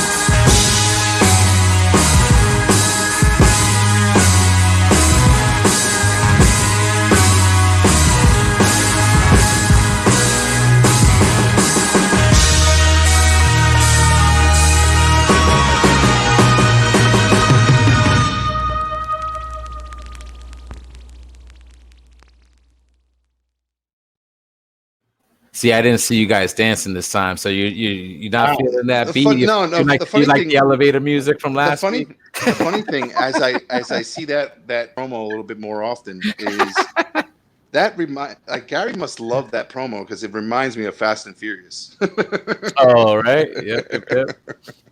Hobbs and Shaw killing it, I guess, from Mhm. what I've been reading. Oh, have they? Great Yeah. for them. I think it's it's making decent money. So real quick, guys, we don't have to spend a long time on this, but I just wanted to hear your thoughts because there was some breaking news today coming out just a couple of hours ago.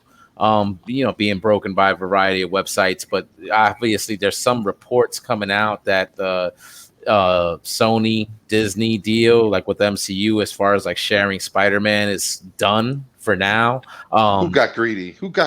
Yeah, so apparently, like Well, there actually, it was a 2-picture deal, I believe they had before. So they did both of these Homecoming movies, and I guess they were supposed to renegotiate.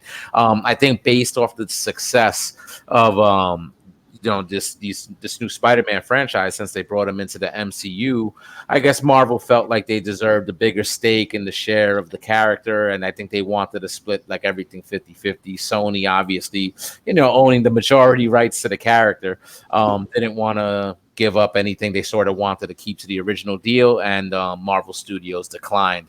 So apparently that means, Spidey for now, unless a deal could be reached, is out of the MCU. The mouse is swinging his balls again. So like, I mean, I want 50-50. Yeah, that was pretty good, Dom. Minnie doesn't allow this shit. 50-50. She said half. Like Dave, I know you're not super like into these movies and whatnot, but I know, like, what do you guys think? Because I think Spider-Man did get revitalized because of what the MCU has done for the character, sort of them bringing him in, getting Tom Holland, and sort of reimagining him after that Amazing Spider-Man series that they did a few years ago, which wasn't as successful as the original trilogy. Like, do you think Marvel deserves to ask for a little bit more as far as their stake in the character that they own? Yeah, why not? And you think Sony would have done just as the same story or made as much money without Marvel? Yeah, I don't think so. Like you have to give Marvel Studios some credit as far as revitalizing the character, right? So don't you think they deserve a higher stake? Or Dom, you have a different opinion? What's your opinion? Okay, Sony owns Spider-Man, so The movie you can't. rights. Yeah, the movie rights to Spider-Man. So they worked up a deal to say, you know what, we really need we need this character in our movies. So they took a deal. Say it was 70-30. I think they were getting 5% of like the upfront, like okay, whatever. So they go 5%, and they go from 5% to 50%. Like, come on, people. Well, I get it being greedy, but let me put it to you like this: you ever seen a movie called Paid in Full, Dom? Yes. All right. You remember dude at the beginning was working at a laundromat? Yes. Until he found the bag of Coke and then decided that he wanted to do his thing. Yeah. And he found the connect. Yep. He was never like his boy prior to that, right? But he needed his boy to push the shit out there. Correct. Right? So look at Marvel, like money making with drugs with you. No. It's the first thing that popped in my head. Yeah, I gotcha. Because Sony has been known to like not put out a product the same way that Marvel Studios has been doing. Yeah, right? they've been killing it. Like, they're coming in and they're bringing in their team to fucking hook Sony up, which they did. And they made a ton of money together. And now they're saying, all right, I get it. The 50-50 thing, maybe they're being a little greedy, right? Mm-hmm. But for them wanting more money, I don't blame them. Them. It's get on board or call it quits. Like, you know what I'm saying? Like we're the ones pushing the majority of the weight here. Yeah, it's because of the cinematic universe, and that character now being included is the reason why it has to be the reason why these things are successful. That's at least part of the reason. So I mean, I think they do deserve a higher stake. But Dom, I think you are correct in the fact that Sony owns the movie rights to the character, and they didn't have to do that with Marvel. Like, even though the previous franchise was sort of faltering, like, and it didn't make as much as the original trilogy, I mean, it's still a money-making franchise. Leon's comment says it all. So what's his comment say? Put it up there. 50% of nothing is nothing. Exactly. If it wasn't for MCU, those billions would not exist. Yep. Yeah. I agree with that, but like at the end of the day, you got to show some. I just feel like they have to show some kind of respect to the point where they own the character. What Classic, happened? classic Russ. Oh, look, What- you what's missed it. You missed it. There you go. Soda sucks. Soda. Well, I mean, Well, I don't see what the what are you big gonna deal do? is. I mean, they can just make somebody named the Arachno Kid, and you're good to go. Yep. Yeah, but are they allowed to use the Tom Holland, whatever, to do the movie? Well, I don't Depends know. who they do. Who depends who signed with. Like, I guess it would depend if he signed exclusively with Sony to do more films. Because that would, for me, that's the big downfall. Because maybe Like, Sony listen, says, you know listen, what, listen. we know what we're doing now. We can Yeah, make a yeah, decent like- movie. We still have him. You know what I'm saying? Because Yeah, dude, but you- he's a good no, Spider-Man. No, but they can't do it. You know why? Because the character is too tied into the other aspects of Yeah. the MCU, as far as Iron Man with the suit and shit like that. So now, Yeah, they have to they break wouldn't, off. they have to wouldn't be break able to off. mention any of that. So Yeah. it would be hard to keep Tom Holland and for the continuity to remain intact Yeah, when you they would can't have to make break any off. reference to what happened before. They wouldn't be able to make any reference to it. Dave. But I think that's okay because I mean, essentially, he's spoilers if you don't fucking know, Iron Man died. You know what I mean? He's gone. Like, come on, like Iron Man died. See? I can see Dave. I can see them using the same actor and bringing him into a multiverse, which is just Spider-Man base, and they can do that. Like I think they can do that, and I think Sony is realizing that they can make their own type of Marvel verse with just Spider-Man and just get some good writers on fucking Q and do what Disney and Marvel has been doing with Spider-Man. But like, Screw it, man. Nah, man. Look, leave it up to Tom Holland. What he can do is he can break contract. He can come over to MCU and he can replace Iron Man. what And then Spider boom. Monkey? He can be Spider No, Monkey. Spider-Man's dead. Spider-Man's gone. What do you say? The No, yeah, Marvel will Web- buy the rights to the Webster. Webster, and he will be the Webster. The Webster. And that's you.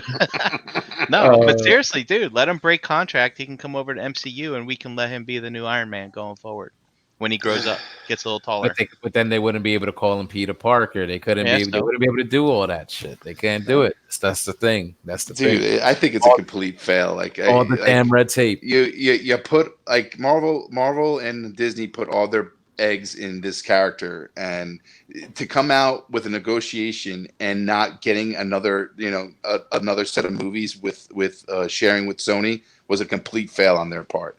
So I'm just telling you, like he was supposed to be one of the main superheroes in this next phase, going into the next phase. Nah, man, And- we need to start a hashtag, and basically it's going to be, ladies would burn their bras back in the day for rights. I want to see people fucking running over PlayStations in the street. Fucking fuck them. That's Fuck not 'em, what man. they're good for. Geeks unite, man. Fucking I mean, the screw MC, it. I think the PlayStation, throw MCU. them out. Yeah, I think the MCU could keep trucking along without this version of Spider-Man because they were doing Can it. they? they- Can they they? were doing Can it. Yeah, they can because they were Can doing it they? beforehand. They just I don't know. he was slid in fairly recently. They lost some big heavy hitters, man. They lost Yeah. Iron Man. They lost Cap. It's like Yeah, but he's the superhero that was the whole Far From Home is like he needs to step up. He needs to be the superhero that everybody wants to look at. So I mean, they were definitely have to. going in that direction, but I mean, they could just pivot and just do these other characters, and it sucks that if we don't get another one. But I think somebody is going to acquiesce. Like, who do you think is going to be the one to sort of like break? Like, do you think Sony would just be a little bit more open to maybe doing like a 30-70 split, a 20-80? Like, dude, just give them a little bit more. Sony knows what they have. And No, look, man. seriously, I mean, Marvel's trying to wave their dick, and Dude, it's just who's not Sony- working. who's Sony gonna get to make the action figures? I mean, fuck them. Everybody fucking blackball them. Fuck them, man. The thing is that I hear that Marvel, like, they sort of get like all like the merchandising like on Spidey, like, you know what I'm saying? So it's like, do they really need more money from like the movie rights from it? You know what I'm saying? Since they're making money from every other aspect of Spider-Man. But I don't know, man. It's just, doesn't that show you fucking money just fucks up everything? Just fucks it, does. up, man. It People does. getting greedy and I mean, shit. Marvel wouldn't put out figures for X-Men and Fantastic Four, right? I mean, yeah. screw them. Who knows? In a fucking month, the Disney might just, the mouse might take out its fucking wallet and say, "How much you want for you?" So- I think this, so I was gonna say that I think this is just some little tiff that happened and that some reporter blew it out of proportion. Yeah. Whatever, I don't know. Maybe. or even that, It'll get fixed. they waived the deal. They're saying no, we don't want it, and now in the And back in door, negotiation, you know what I mean? yeah, or in the back door, Disney's trying to make a deal and buy out Sony.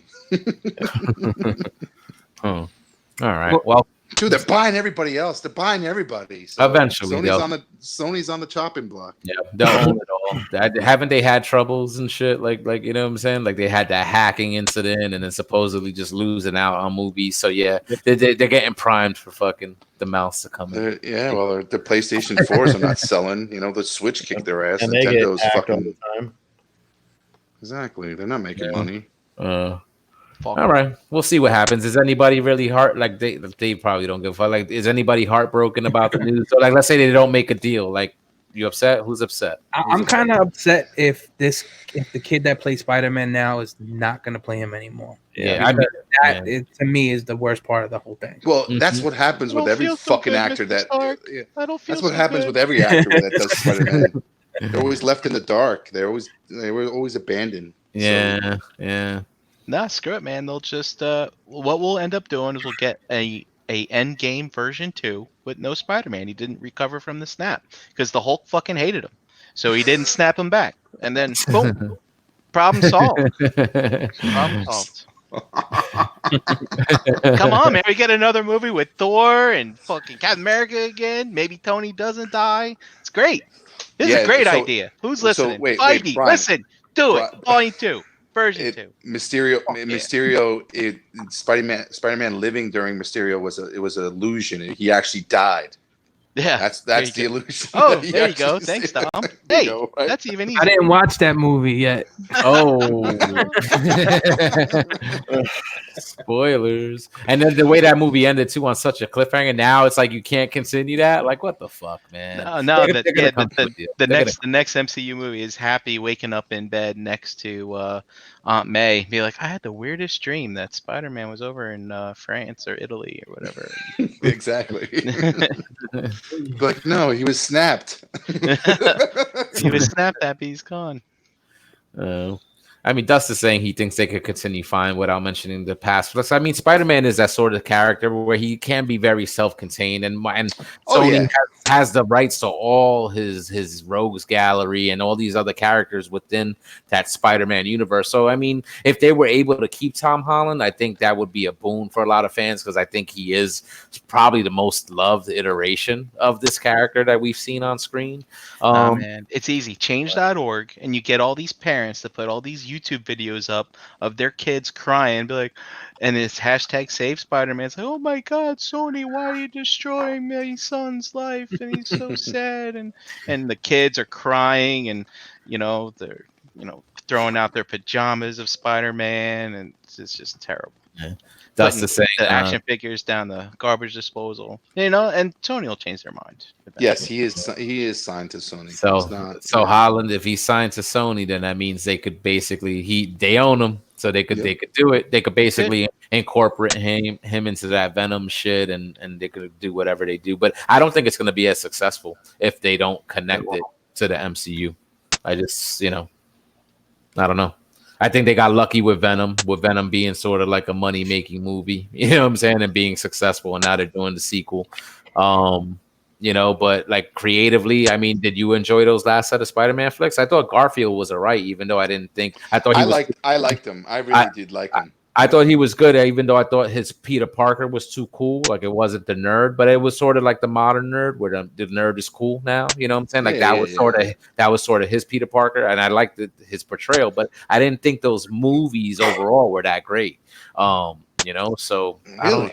I don't know. Like I liked how dark they got. I liked how it was like there was consequences in that one. And it felt like more of a mature Spider-Man movie for me. Anyway, You know, I liked it, but I don't get me wrong. I like what they're doing with Tom Holland and bringing it back and a young Spider-Man. And I think if this deal was still on, that Spider-Man was going to go into Phase 4, Phase 5, and we we're going to see him mature into that Spider-Man that we would, and would see at the end, where he just kicks ass. Yeah.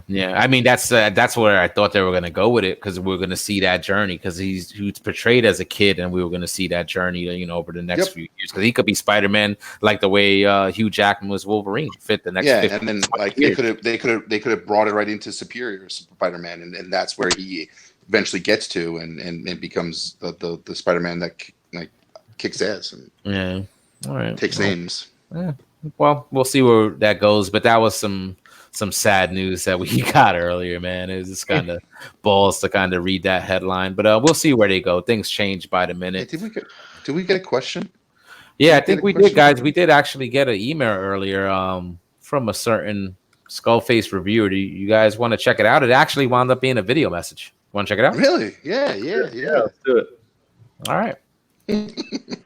What's up, Reagan and Mold? I first want to say I love all you guys. But today is not the day for love. Today's the day for passion. And I want to ask you, if you all could have one night, no holds barred, with one of the other cast members' wives or girlfriends, who would it be? Good luck with the rest of the show. I think Bobby's going to start some Can we talk about Spider-Man again? Or come back to Spider-Man. Wow. Somebody's gonna get mad. Tom, you're gonna trigger? You're gonna trigger, bro, if I say something? Listen. I won't trigger. This is all friends here. There's the crying. Keep it above the belt, you know what I'm saying? Keep it above the belt. Wow, that's an interesting question, though. Who wants to go first? I'll go first. Hey, there you go. I'll trade places. Wow. Wait. With whom? Brian. With me? Yeah. All right. You're gonna be lonely. Yep, that's okay. Okay. Just want a night. Oh, that is popcorn and a movie. Yeah, that's the cop out. That's the cop out. The JD. That's answering the question by not answering the question. Damn, man! JD just stole my thunder. Nope. So that was going to be my answer. I would be like, I would choose Brian's girlfriend, and then you'd be like, Brian doesn't have a girlfriend. I'd be like, my point exactly. That was yes, that was going to be your route too. You know what I was going to say. I was gonna say, maybe looking at Dave Shorty, you know what I'm saying, his lovely wife, you know what I'm saying. I would just be like, because fellow Boricua to Boricua, like I'm pretty sure like he's probably put her on to a lot of things. So it probably would be a good time if you think about it, if you think about those terms. But then Dom, you know what I'm saying? Broker in. I know what you're saying. You don't have to say anymore. You know what? I know what you're saying. But Dom, you know what? I think overall, I'd pick your wife because she's sort of like small in stature, and it would just be a lot of fun. I'd just be tossing her every week. You're so bad. Look, he's looking at the other side of the room, see if she can hear. What a question from Bobby. What a question. What? I'll pick Dave. Dave. You know why? He already got her. He got her in check. Oh man! Damn! You could just be like, "Hey, woman, cook me dinner." I mean, clean those. No, she doesn't cook. Clean the house. I already know.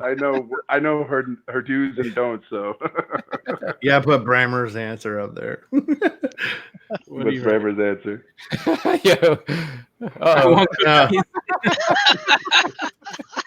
Wow. What did you say? I didn't catch the end of it. Put Dust's back up. I want to throw Dust back up. Chat's moving real fast. All right, hold on. There you go. Read it. I don't want to even read that out loud. That's so great. Yes, Dust. It's very hard to handle. Yeah, I mean, I know Dave would joke around with Dom and stuff like that, and Dom's like, "Yo, you don't even know what you're in for, bro. You wouldn't want you." He's like, "You'd give her back. You'd give her back after a day." I only need a half hour. What Oh, the yeah, fuck are you gonna yeah. give it back after a day? Yeah, his question did say a night. It did say a night. Oh, at night. Then again, I don't. Well, could I cheat a little bit? So could I like? What you want a threesome? I want them all. I want them all. So I usually fuck around with JD a lot, especially on ETR nights because I know he's in the chat and I'm always hitting on Chan. So it would Chan be knows pretty how to make a cool. cookie.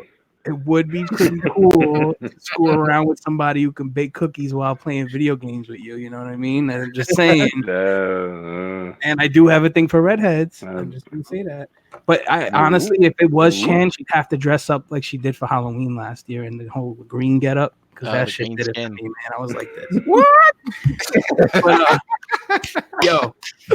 wait, I'm not done. So I have joked around with Dom, you know what I mean? And like I've heard his wife, like I know his wife, you know, I've heard how she like, you know, high maintenance, like Dust says is. And I try to put her down a bit, put her back in her place. You know what I mean? Pull her hair a little bit, you know, choke her out a bit. You know, tell her, shut the fuck up, take this dick. You know what I mean? Shit like that. I gotta drive up to the Bronx. I gotta drive up to the Bronx and see Jose's. You know what I mean? And get me some chuletas with some arroz con pollo when I'm done.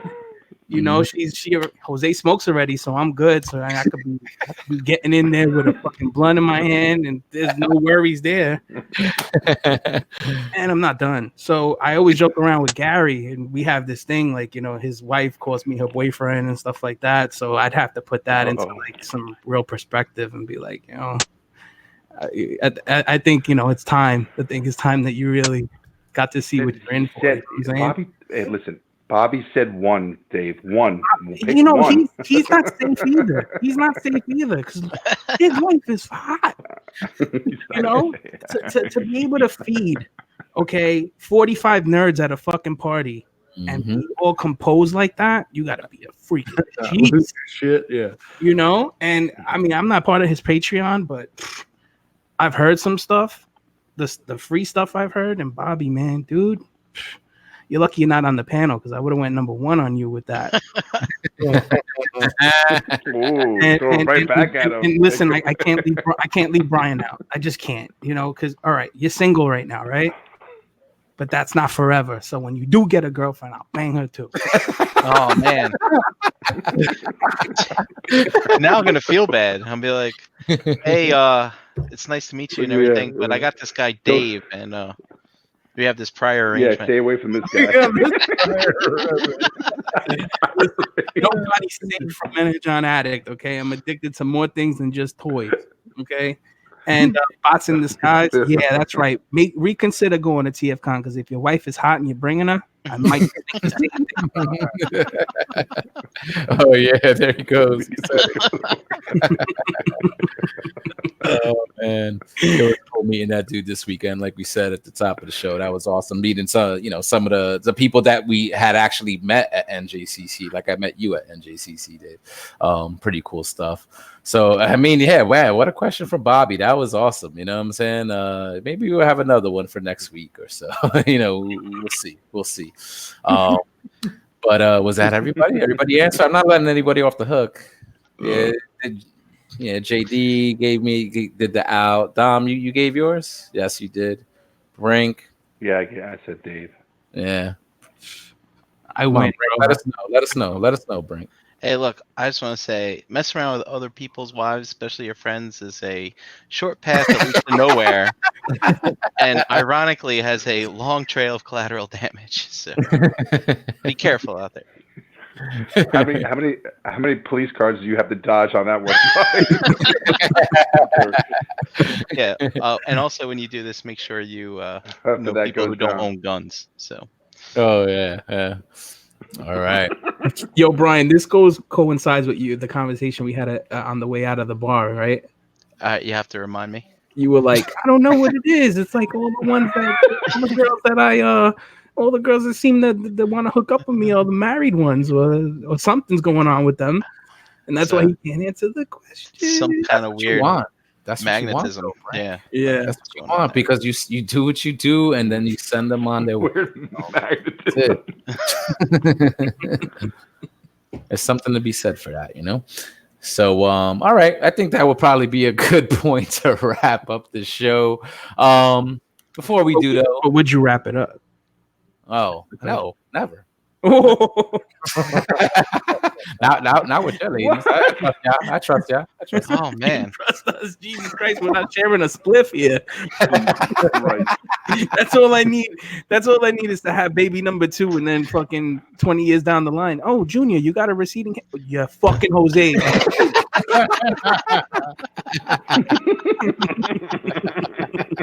I know that's dangerous. That's dangerous. Definitely dangerous. Oh my god, Nick. how Wait, dare you're you. saying if a kid comes Bear back the mo. fair back.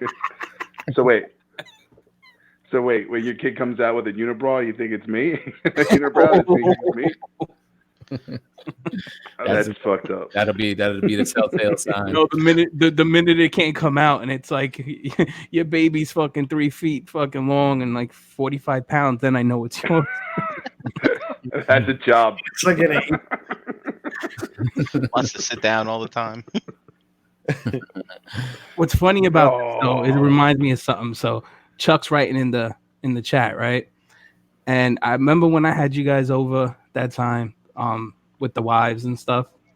Mhm. I had invited Chuck, and Chuck was supposed to come, and he's like, "Oh, you're lucky I didn't come because I was spreading my seed all over the place." Do you remember saying that, Chuck? Chuck. Funny. Ooh, man, that's crazy. That's a little loose. Gigolo. That's a little loose. That's gangster right there, Chuck. That's a little gangster right Bad there. boy, Chuck. Yep. All right, guys. So before we wrap up, we'll throw out the link, ROC Hangout, the usual Tuesday stuff that we do. But just a quick little announcement for those that don't know. Maybe if you listen to Verbally Challenge, but we never really said it here. But this is going to be my final episode of Breaking the Mold for the foreseeable future. I think that's the saying, backstage foreseeable future. For those that don't know, I'm going back to school, going back to college, just trying to better myself. And unfortunately, my school schedule is not going to allow me to partake in any podcast for the next few months. In between semesters, it's not going to be a problem. And we're going to try to see how I could maybe finagle my way in here and there. We'll see what happens. But yeah, guys, I'm going to really miss doing this with you guys every Tuesday night. It's a big part of my week. I look forward to it, every Tuesday. And I'm still going to be in the chat. I'm still going to be in the group. I'm not disappearing completely, but it's not the same like doing this every week. I wish you guys could listen into the pre-show. Like we were just laughing, having a good time. And that's what I'm going to miss every single week. But I'll be back soon. I'm sure the time's going to fly. And I'm sure at the end of the day, I'll be a better person for what I'm doing. And I'll be ready to come back. And I'm going to have an even better time with you guys when I'm ready to come back on a regular basis. So it's been a blast. It's been a blast. And I know you guys are going to hold it down. And I'm going to look forward to listening every single week. Whatever, trader. You're just trading us in for ETR. I wish I could say that, but nah. Dude, I'm gonna kick your ass if I see you on ETR for the next 3 weeks. Like, what the fuck? You know what? Actually, my Monday classes don't start till September 9th, so I probably could finagle that for the next couple of weeks. But The truth comes out, guys. no, but classes officially start for me next Tuesday, ironically. And Tuesday is a long day for me. It's basically Whatever they're paying you over there, Jose, we'll double it. I know, but we'll see what's up. I think when I looked ahead of my school schedule, I got certain days, certain holidays. I think I might be able to swing a Tuesday, here and there. So we'll see. And with this new StreamYard, service that we're using, there's a lot of different ways to integrate a lot of different cool ideas. So we'll see how it goes in the future. I'm saying? Don't want to reveal too many cards that we've been talking about behind the scenes. You know what I'm saying? But thank you guys. I really appreciate it. Like, this is gonna feel very, very weird taking this long hiatus like this. You know, missing an episode here and there sometimes happens for all of us. But this stretch is gonna be crazy. You know what I'm saying? But you know, we'll be in the chat. I'll be in the chat every day with you guys. And like I said, I'll still be in the Realm of Collectors Facebook group. Verbally Challenge is probably going to change as well, depending on what my workload is going to be like. I don't know what it's going to be like. This is all a question mark for me. I'm nervous. I'm excited. You know what I'm saying? But I'm looking forward to doing this. So until next time. All right. Better things, brother. Yep. So I think we'll all be better for it at the end of the day. So whoever takes the reins, good luck. And you guys are going to do a great job. You know, so just to run down the spiel for one final time as far as doing this live, just remember to check out realmofcollectors.com. We do have the Rockbox pre-orders up for sale currently. Remember, it's a limited pre-order. They're over on September 2nd. You're going to get 2 brand new t-shirt designs in this Rockbox, $60 pickup in Reston, $70 shipped in the US. I mean, the shirt alone is worth the price of admission, and you're going to be getting some other very cool goodies within this rock box. So don't sleep. I think we're almost 70% sold out at this point. Please get your pre-orders in while you can, because quantities are limited. You can order today at realmofcollectors.com, and international shipping is available in case you're wondering. Anybody that pre-orders and you do the rest and pickup, you're going to automatically get an entry into the $200 Agabus drawing at TFCon Reston. So it's a pretty awesome deal. So get in on that while you can. Remember to check out Crashbox Customs on social media for your Mezco and diorama needs. Mention the word Realm when placing an order. You'll get a surprise gift with your purchase. And then don't forget to check out the rest of the shows on the Cool Table Network. Shattercast Uncut, Enter the Realm, Toy Detox, Beer and Bolsters 40K, Plastic Fanatics, Breaking the Mold, Stasis Lock, Verbally Challenged, Nerd Rage Radio, Fresh Communication, building up to it, and 8 weeks. We could find a Cool Table page on Facebook, and there's links to all those other awesome podcasts on that page. Check it out there. We'll run it down the line, get some Where You At, and then ROC Hangout continues next. Come join us, conversate. Enter John Addict. I'll start with you, brother. Oh, I can't hear you. Sorry, I put myself on mute because I was coughing and sneezing. So And crying. Yeah, a little bit. I really was. Like, you know, for a minute I was sitting there like this.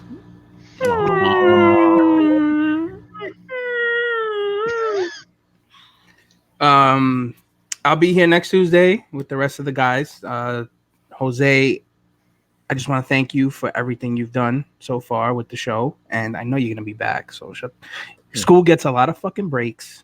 Okay, Teachers call out. There's winter recess, spring fucking recess, summer you're gonna be back. So it's all good. I'll be back. So we'll just try to keep it going while you're gone. But again, thank you. And guys, we'll be here next week with a new topic. We got a bunch of topics lined up, and look forward to seeing everybody then. What a liar. No, I'm dead ass.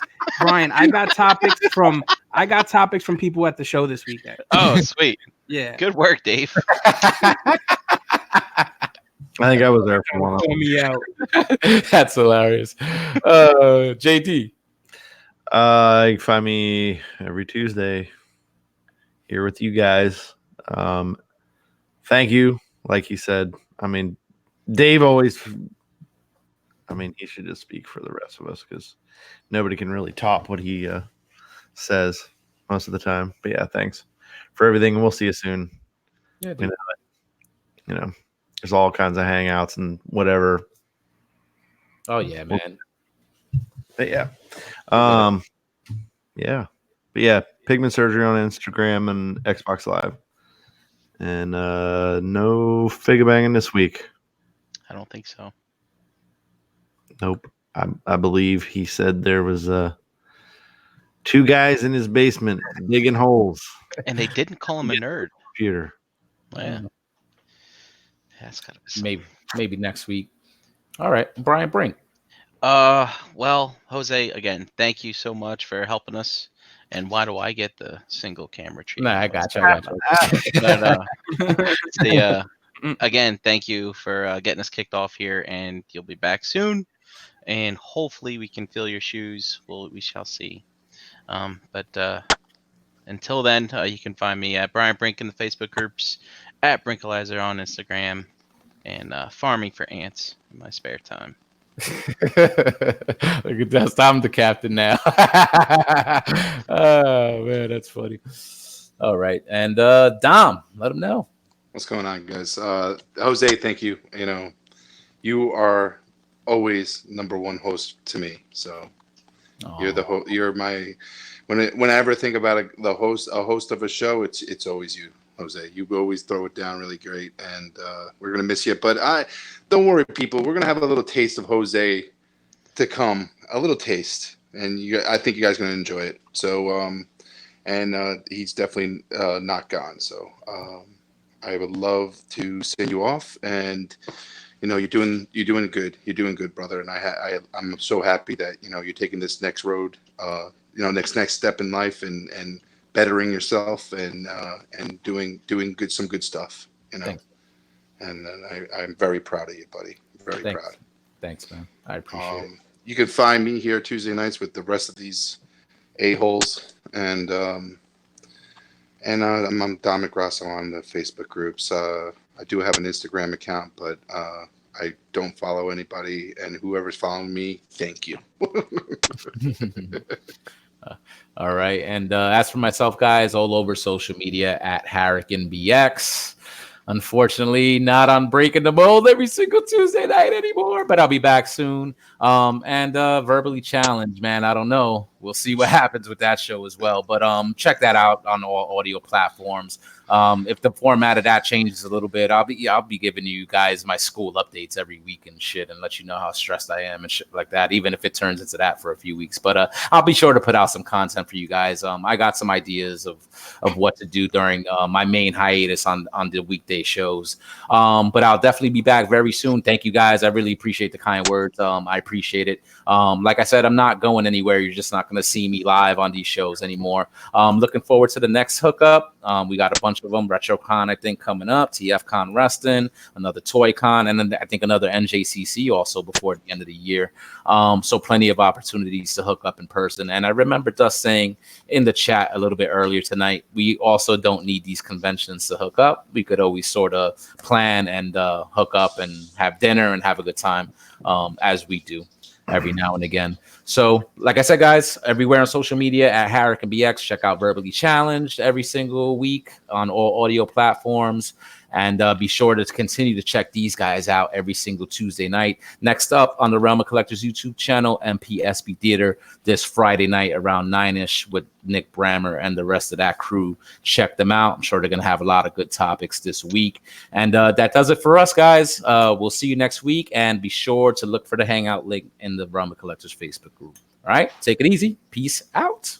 So are we Sony and ETR is Marvel, or and we're losing Jose because they couldn't negotiate with us?